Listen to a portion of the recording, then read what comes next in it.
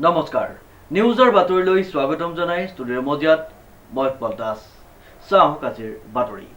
মৰিয়নিৰ নিউ সোণোৱালত ড্ৰাগছৰ বিৰুদ্ধে তিতাবৰ মহকুমা আৰক্ষীৰ অভিযান জব্দ বৃহৎ পৰিমাণৰ ড্ৰাগছ নিউজ নাৰেক প্ৰতিবেদন মৰিয়নিৰ নিউ সোণোৱালত ড্ৰাগছৰ বিৰুদ্ধে তিতাবৰ মহকুমা আৰক্ষীৰ অভিযান উল্লেখযোগ্য যে নিউ সোণোৱাল খণ্ড বন বিষয়া কাৰ্যালয়ৰ সন্মুখত অৱস্থিত আৰক্ষীৰ তালাচীত জব্দ বৃহৎ পৰিমাণৰ ড্ৰাগছ তিতাবৰ মহকুমা আৰক্ষী বিষয়া আৰু গোলাঘাট আৰক্ষীয়ে গোপন সূত্ৰৰ পমখেদি বৃহৎ পৰিমাণৰ ব্ৰাউন চুগাৰ জব্দ কৰিবলৈ সক্ষম হয় লগতে আটক কৰে এটা সৰবৰাহকাৰীক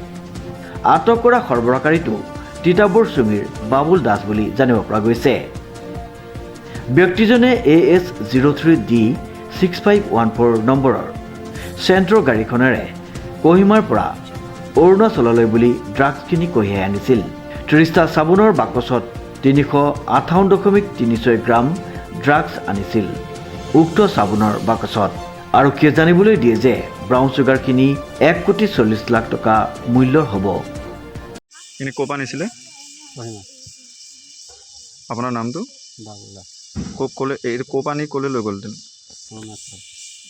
অৰুণাচল লৈ গ'লহেঁতেন এইটো ৰাস্তাৰ পৰা কিমান দিন অহা যোৱা কৰে নাই মই আজি প্ৰথম আহিছোঁ আপোনাৰ ঘৰ কোন জেগা তিতাবৰ চুঙি এনেকৈ আগতো নিয়ে নাই নিয়া নাই এইবাৰ প্ৰথম অকলে কিহত আনিছিলে আপুনি এইখিনি